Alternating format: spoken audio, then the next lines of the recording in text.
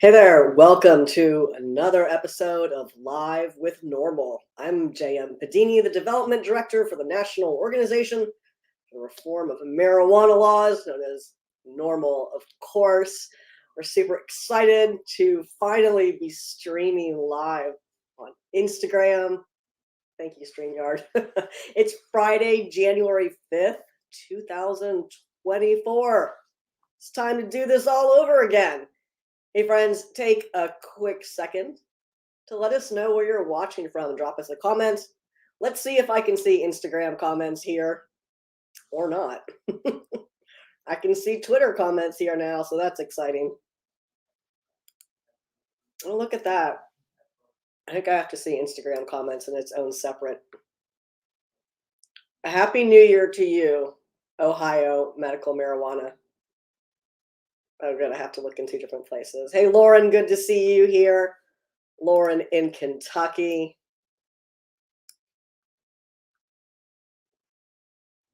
This is going to be fun. Hey, medical canna smokes in Northern Ireland. Hey, Jenna Ray in California. Hey, Special Kenny in Indiana. Hey, Woodyard Grow in Rich Creek, Virginia. Hey, Wade, good to see you. Of course, you were first. Happy New Year to you. Happy New Year, Sherry. Can't wait to see you and all of your fantastic things at the Virginia Cannabis Conference coming up this January. A Tasty Harvest in Florida. The Bearded Vinyl in Pennsylvania. Wow, I kind of love all of this, even though there's like a million pictures of me. Hey, Heather. You know, Heather's watching on YouTube, and Lauren from Kentucky NORML is watching on Instagram. And Heather wants to know what's going on with Kentucky. So we do have some action alerts scheduled to go out for Kentucky. I think Lauren says they're going out on the 8th. But in the meantime, Heather and anyone else who wants to keep up with the cannabis legislation that's been introduced for 2024, you can check all of that out at norml.org/act. Do my best to not break the stream. Drop it in there. Let's see where it ends up. It made it to Facebook and YouTube, so that's great. See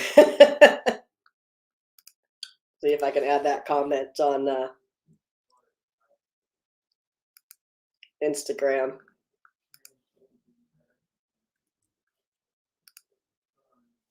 Nope, don't want that to happen. There you go, friends. So there is the link to. Sorry, JT. Good to see you. Oh, Lauren, you can't move on You can't hear on Instagram. I hope it's. Who knows? If you can't hear me on Instagram, let me know, and hopefully I can see it. This is the first time we've been able to actually stream there. So of course it's going to be weird. Okay. Thanks, Breezy C Choppy. It's probably a you problem. Hey, James and Lauren, glad you joined us on Facebook so you can see the questions or answer the questions. But there is legislation about to hit not only the NORML Take Action site related to Kentucky, but also the you hit your inboxes. If you're in Kentucky and you're subscribed to our emails, you're going to get that. Lauren, hey, tell me what's up with Kentucky real quick, and I'll relay that information back to Heather. We're going to talk about, hey, Blaze, thank you for letting us know. It sounds great on Twitter. And Wade, I'm going to answer your question. And then we're going to talk about this week's news, because that's what you're here for, right? Wade says saw an article reiterating how the DEA has the final say over rescheduling. Like, wasn't that the case already? Yep, sure was. Always has been. HHS put forward their recommendations. That does not mean DEA has to agree with them. DEA's always had final say, and they just said that again out loud for those of you who missed it the first 100 times. Lauren Heather, who's watching on YouTube, asked what's going on in Kentucky. We know there's legislation that's about to hit everyone's inboxes in Kentucky with action alerts. I think you scheduled that for the 8th. So if you want to chime in with any information about Kentucky, Lauren, I'd be happy to relay that. Here's some things that aren't going to come as a surprise to anyone. Let's do some news, right? So there was a survey done recently, and in what will come as a sweeping wave of no surprise to anyone, most veterans, in fact, a super majority of veterans, support expanding medical access and allowing VA doctors to issue patients certifications. 79% of veterans who participated in the survey agreed that doctors should be legally allowed, VA doctors should be legally allowed to recommend medical cannabis to veterans. And 92% of their family members said they believe that. Really fascinating survey results. Hey, Joe, good to see you. You're not too late. All right, Heather, on YouTube, Lauren says, let's just put it up so that you can see it. There were some action alerts that went out yesterday, and there'll be more to come as cannabis bills are dropping in both the House and the Senate. This is starting to happen around the country as these bills are being filed, not only in Kentucky, but in other states as well, like Virginia. Lauren also says that the medical cannabis program goes live in January 2025 in Kentucky, and that medical program regs dropped yesterday. Heather says more specifically, Lauren, House Bill 72. Hello, Tiffany in Cincinnati. Hey, Chad, good to see you. Hey, KA. I don't have much to talk about for Virginia yet, but we we will. Never fear. There are 2 bills pending, but we're going to do a little bit of this news first. Some other things that happened this week. Excuse me. In Washington, legislation took effect. Washington state legislation took effect that bars pre-employment marijuana testing for most employees. Now, there's still some carve-outs for safety-sensitive positions, but by and large, pre-employment drug testing for marijuana is over in Washington state. Good job, Washington. And Lauren says, stay tuned. They're still going through those regulations, and they're going to send out an update soon. All right, let's talk about some more news. We've covered a lot of cardiovascular health studies related to cannabis, and we've got another one to throw on the pile for you. There's a recent study, and the results indicate that cannabis use is not associated with an elevated risk of atrial fibrillation. You probably have heard this referred to as AFib. It really means irregular heartbeat. So researchers found no evidence that subjects who use cannabis were more likely to experience AFib than those who don't. And they looked at a large cohort of middle-aged adults. Check out that study. All of these studies you can find in the news section of NORML. Just go to the front page, normal.org, click on news, or if you subscribe to our newsletter. You'll get it every Thursday. And if you miss this Thursday, guess what? There's still time to get these fresh little nuggets in your inbox. All you have to do is go to norml.org/subscribe and check the weekend weed read box. Weekend weed read goes perfect with your morning coffee on Saturday or whatever else you're having on Saturday morning. Hits inboxes about 9 a.m., 9:15. So make sure you're subscribed so you're not missing any of the NORML news. Though if you do, hey, you just come hang out with me here on Fridays around 4 o'clock. We try to do this every week. Sometimes life gets in the way, but we try. We try.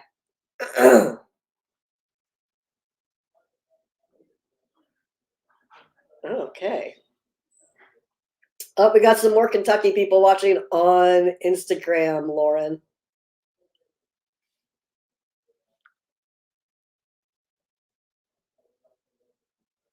Oh, hey, Melissa in Southern California. You're moving to Virginia soon. All right. Well, come on in. I tell you the water's warm, but it's not. It's cold here, and our state's weird. Come on over. We're trying real hard. I saw this question a little bit earlier from someone else. Now I'm seeing it on Instagram again. So let's address: can the president end federal marijuana prohibition by executive order? No. No, he can't. He also can't order rescheduling. He can say that he believes it ought to be rescheduled. He can initiate a rescheduling request like what we just saw happen. But that does not force DEA to agree to reschedule or deschedule marijuana. It has to be a bill that goes through Congress. We all want to end federal marijuana prohibition and get the federal government out of the way of states that are setting their own policies. And the way to do that is for Congress to pass legislation. Congress has to put a bill on the president's desk. He signs it, take marijuana off the Controlled Substances Act, get out of the way of states that are already doing it right. Right now we've got this rescheduling proposal. Let's just, suspend that disbelief for a minute and pretend that DEA is going to be like, yeah, that'd be great, Schedule 3. Doesn't really do anything. I know that's not a popular opinion, right? People want to believe that there's some fantastic tax benefit to that, that it's going to open up more research, as if research were not already, just falling out of every newspaper you open. There's so much research being done on cannabis across the country, around the world. But it doesn't do any of those things. The restrictions on cannabis at the federal level are specific to cannabis, and a number of them predate marijuana being added to the Federal Controlled Substances Act. Anyhow.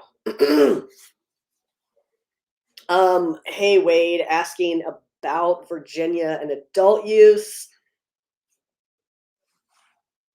There will be legislation, Wade, introduced in the Virginia General Assembly, 2024 General Assembly, that seeks to enact licensing for adult use retail. There's a Democratic majority, a slim one, but a Democratic majority in both the House and the Senate. And so what this does is creates a path for a bill to succeed. It doesn't make Democrats agree on what the bills ought to do, but it does create a path for them to all get themselves together and vote to send a bill to the governor. Is the governor going to veto it? We don't know. Is the governor going to suggest changes? Is he going to sign it? Is he going to just let it take effect without his signature? Who knows? Because he won't say anything other than it's up to the legislature to get him a bill. Well, great. Now we finally have a path to get him a bill as requested.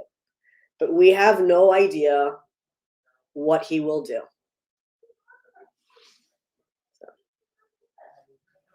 That's where we're at in the Commonwealth of Virginia, Wade. Thank you for asking.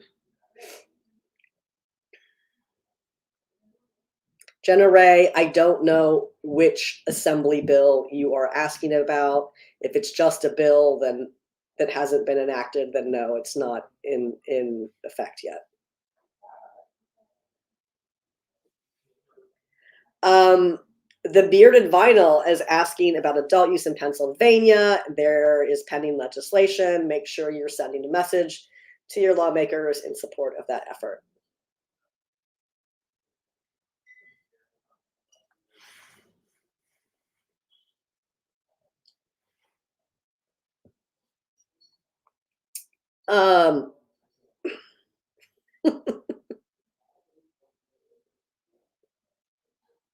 Oh, I'm just enjoying the volume of comments.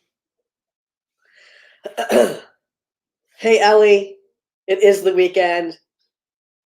Good to see you. I'm going to drop Lauren's comment up here for Heather. Thank you for sharing that. Lauren says, Heather, HB 72 is a decrim bill in Kentucky. It's the third year that it's been filed. And that, of course, Kentucky NORML supports it. And there are currently about 4 to 5 bills.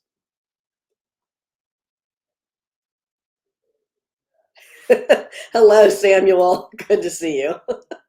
Welcome just in time.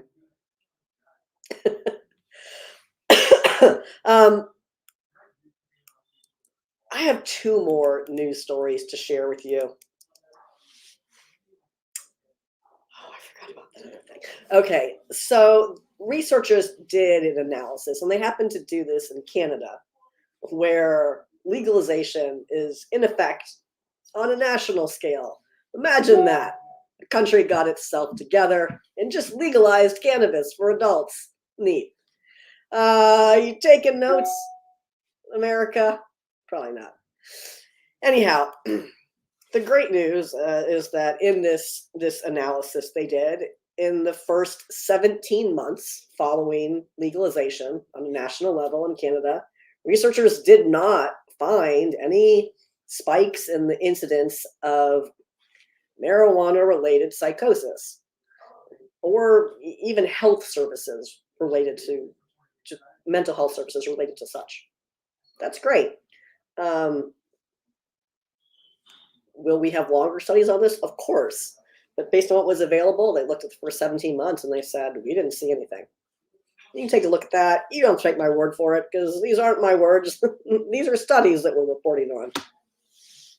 Hey, Brian in New Hampshire. Good to see you. KA, you can join NORML for 2024 right now, my friend. Oh, they're right here. There's a whole bunch of them. I actually just sent out the first batch of 2024 NORML member cards. They look just like that. KA, you know one's got your name on it, friend. Just head to norml.org/join. Get your card. $42 annually to be a NORML member.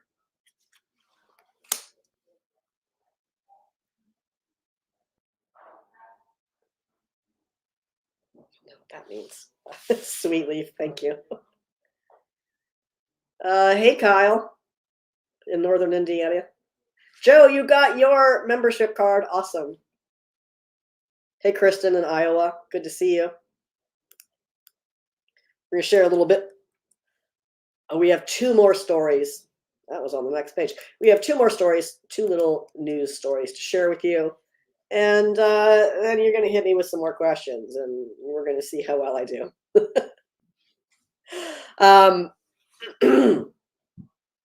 Another survey was done. Spinal cord injury patients, unsurprisingly, are frequently substituting cannabis for opioids.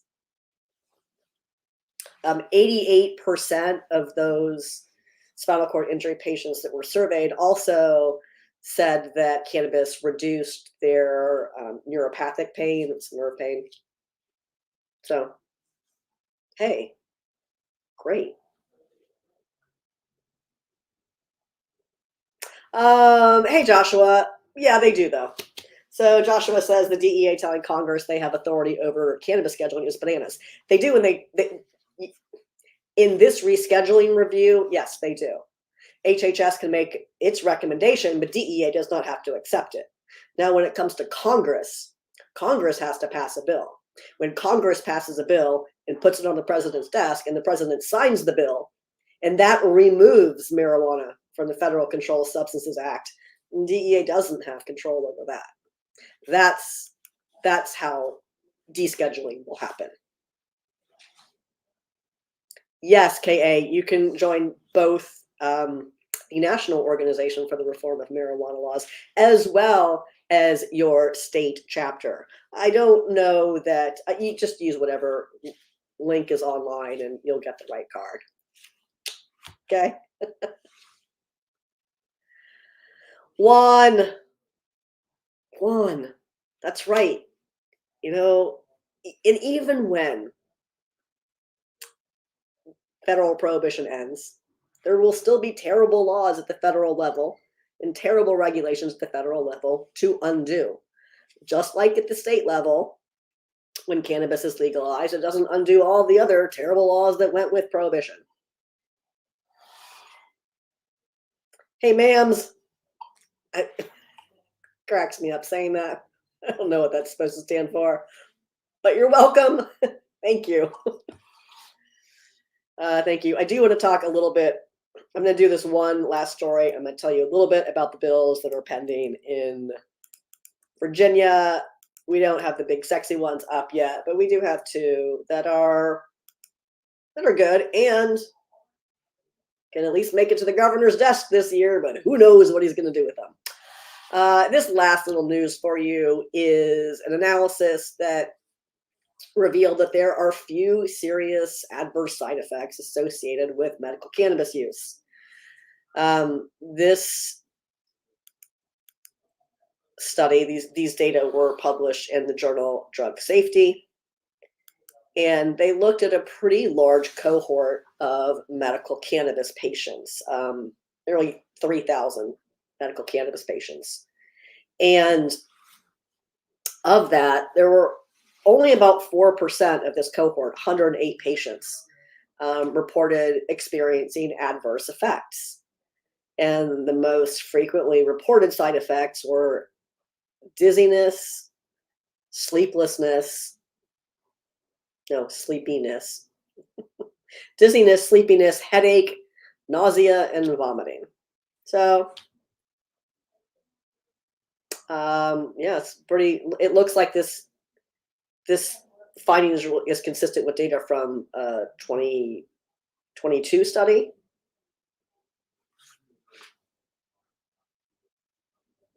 Yeah, check that out. Good news. Hey, Joshua. It'd be great if safer banking would pass. Anything would be great at this point. The MORE Act, we'll see what it does. States Act, Oh, hey, James, you used a NORML legal committee member for a case, and it worked out well. Glad to hear that. Glad to hear that, James. All right. There are 3 events I want to tell you all about. First, coming up, I already mentioned this earlier. We have the 2024 Virginia Cannabis Conference. This is January 19th, 20th, and 21st in Richmond, Virginia. That following Monday, that's a Friday, Saturday, Sunday. That following Monday, January 22nd, will be the lobby day. Cannabis at the Capitol. Please don't bring cannabis to the Capitol. Just put on a suit or nice business clothes and come to the Capitol and be a regular person. That'd be great. Also, come to the conference. Before that, though, and Kentucky NORML will be there along with NORML and Virginia NORML, and we'll be talking about all things cannabis in the Commonwealth and seeing what we can get done here this session. And if you like that in Virginia, you're going to love that in Kentucky at the 2024 Kentucky Cannabis Conference, which I very much hope to be at. This is March 7 through 9. Here is the link to that. You can get tickets to both events now. Colin, you are so welcome, and I'm glad to hear that hopefully you're getting some benefit from that. Hey, Dottie, yes, whichever conference it is, you do need to register.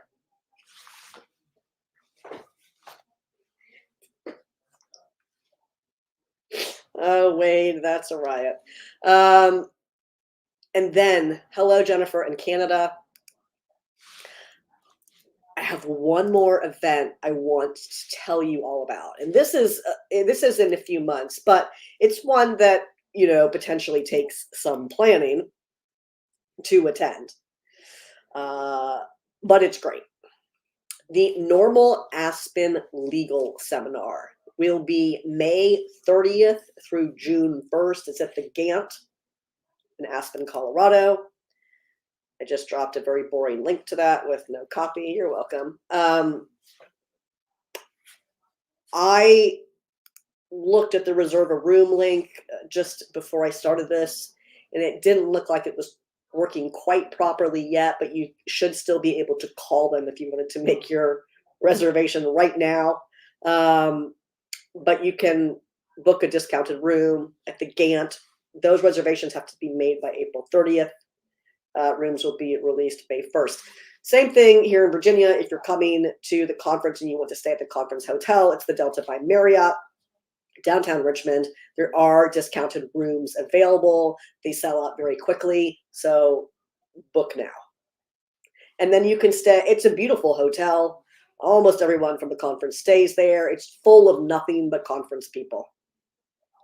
It's great. They love having us there, and I'm so glad that didn't work on the internet. Let's put that link up there again. Excuse me. Yeah. So if you're an attorney and you need continuing legal education credits, we got you in Aspen at the NORML Aspen Legal Seminar, May 30th through June 1st. Non-lawyers are always welcome to attend. It's a great time. We haven't been to Aspen for 2 years now, so it'll be great to get back there. We went to Denver last year to try that out, but we're going back. We're going back to Aspen. Take a quick peek over here.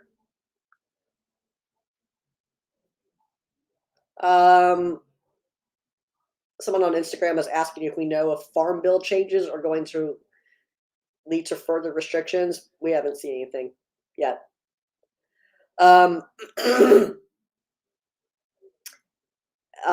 Also someone on Instagram asking about the North Carolina medical bill. There is an action alert for that on the NORML Take Action page right now, so you can head right over there. Right now, the North Carolina Compassionate Care Act, it crossed over from last session. This is bill number S3, and our action alert is ready to go for you. So head to norml.org/act, click on North Carolina, and send a message in support. We did talk a little bit about Virginia. I'm about to talk about it a little bit more. Hey, the Bearded Vinyl, you can get a NORML shirt at store.norml.org.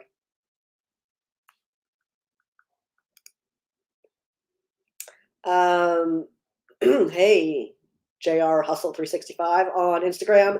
Does NORML help with cannabis lawsuits? The NORML legal committee members do just that. They're lawyers. You can just go to the NORML website, click on lawyers, and find a lawyer in your state that specializes in cannabis law. Melissa Nicole, I'm so glad that you love NORML. Thanks. All right. Hey, Tamara. I see you finally joined us. I hope she hears that. Just thrilled. Lauren, should I use that website instead of your Facebook link? I'll do that next time. Hey, Mark in Florida. Yeah, hopefully Florida's ballot measure makes it to the ballot this time.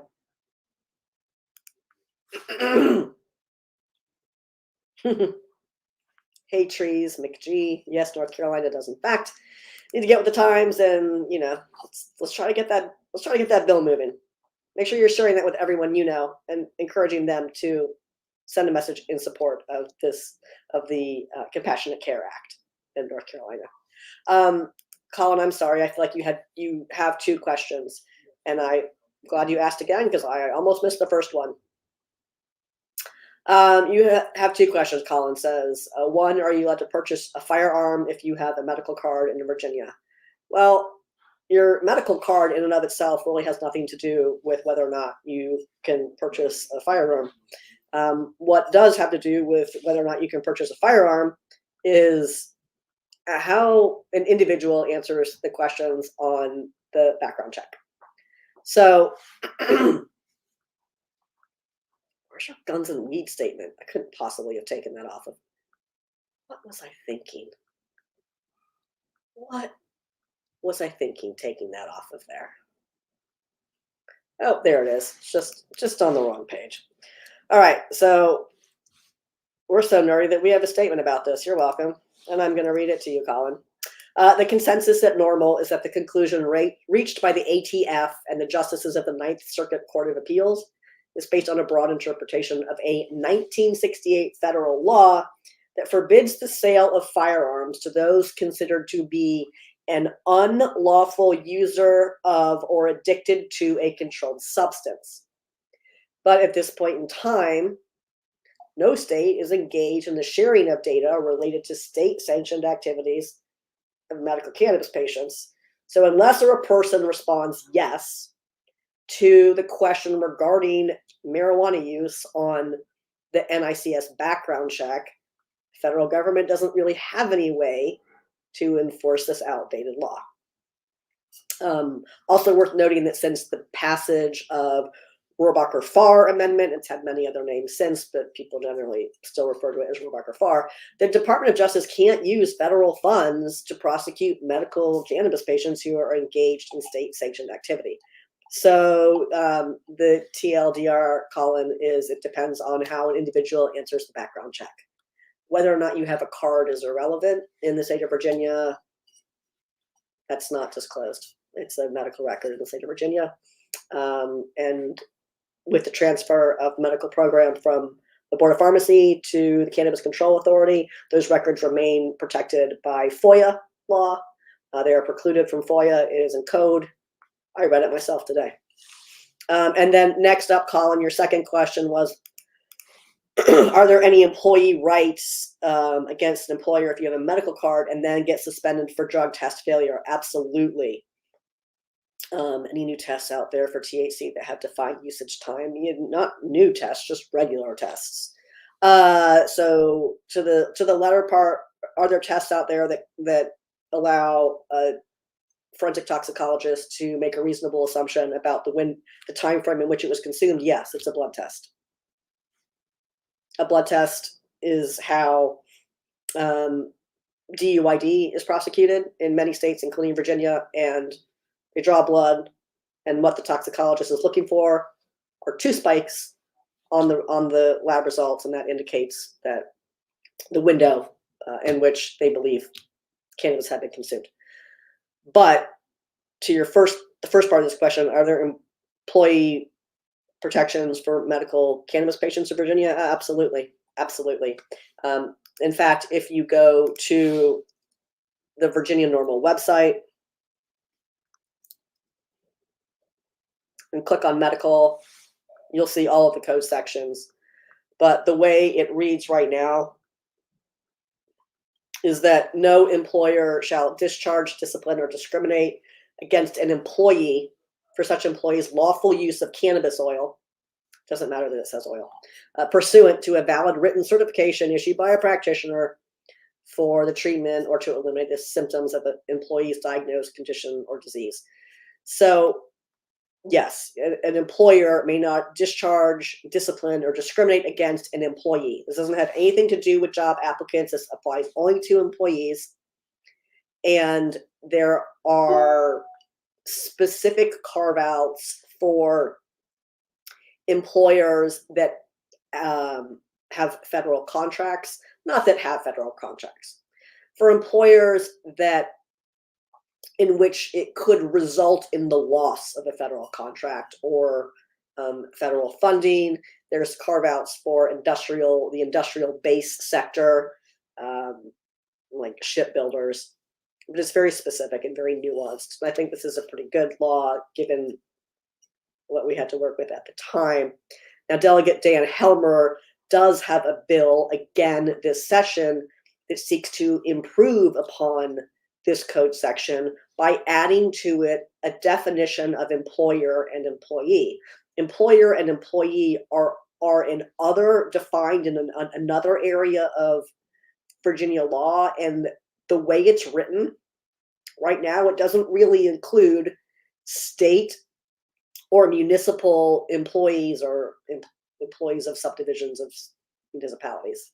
It's like firefighters or state employees aren't really included in this employment protection law, the way it's written. It doesn't mean those employers can't just use this the way it is, but a lot of them aren't. And our firefighters in Virginia are not happy about this. They would prefer to use medical cannabis instead of opioids. And a lot of them are being prevented from doing so. So Delegate Helmer has brought this bill forth. Again, we'll have an action alert on it up next week. But yeah, there are employment protections in Virginia and a lot of other states for medical cannabis patients and for cannabis consumers. Like Washington State just ended pre-employment drug testing.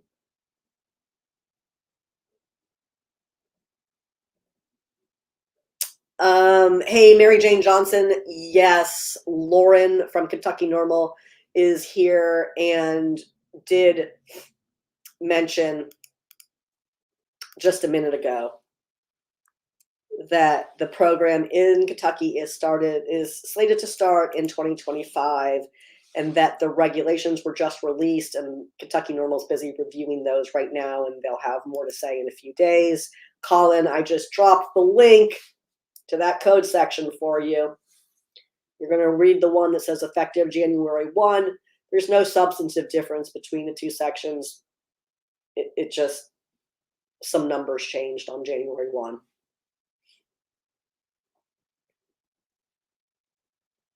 Hey, Trike with Mike. You might be late, but we're still here. See if I can take a quick peek over here on Instagram and see if I missed any questions there. All right, now I did just mention that one bill. Coming up. That one bill, Delegate Helmer's bill, trying to expand the definition of employer and employee to improve those medical cannabis patient employment protections. And then Senator Lucas has filed again a bill that is a parental rights bill. And she had a version of it last year, and she has it again this year. I reviewed the bill with DLS today, and it is substantively improved. I think it's well written, and what it intends to do is say that simply because a parent or a guardian or someone who's petitioning for custody or visitation of a child, simply possessing or being in proximity to illegal or consuming legally authorized substances like cannabis that in and of itself shall not be grounds to deny custody or visitation. And it touches not only on the social services code section, but on the code sections that are specific to the courts. So if the courts were ordering drug tests or issuing rulings relating to custody or visitation, they're restricted in how they can consider an individual's lawful use of cannabis in Virginia. Happy to see the posture that this bill is in this session. It's already been referred to judiciary, and we'll be there to support it. We'll have an action alert on it as well. Of course, with Democrats being in control of the legislature, this bill and Delegate Helmer's bill both have a chance to make it. They have a pathway to make it to the governor's desk. But that doesn't mean he's not going to reject it. Hey, Edward, you can send us an email at normal@normal.org about Patient Awareness Day. Yes, yes, ma'ams. I'm full of it today. Yes, there will be an adult use retail bill in Virginia. There'll be a version in the House and a version in the Senate. And we'll talk about it when it's in LIS.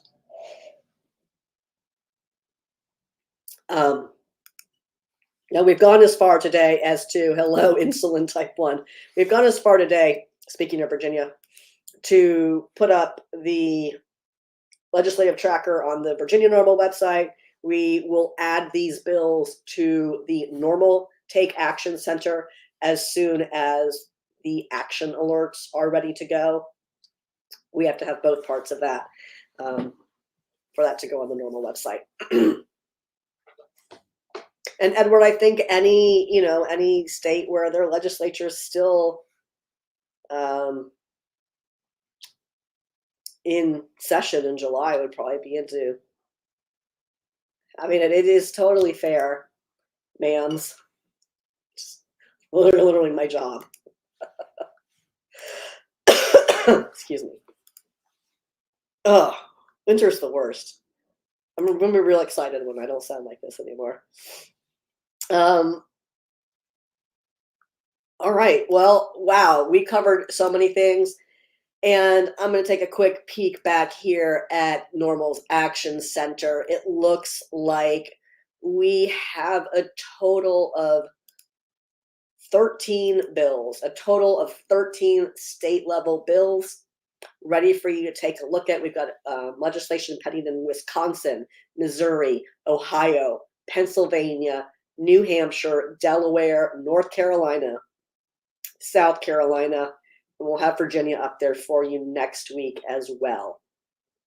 You're right, Larry. Really, whatever state you're in, there's so much work to be done when it comes to cannabis policy. And I'm grateful that good people like you, Larry, and ma'ams and insulin type 1 and Colin show up to have these really important conversations so that you're educated and informed and know how to push for meaningful policy change at the local, at the state, and at the federal level. NORML's been working to reform marijuana laws since 1970. 53 years, over half a century. No one else, no other organization in the United States can say that. Arguably the most impactful cannabis policy organization there is. And our impact is because of people like you. So thank you. Thank you for being a part of this. Thank you for joining me today to have this conversation.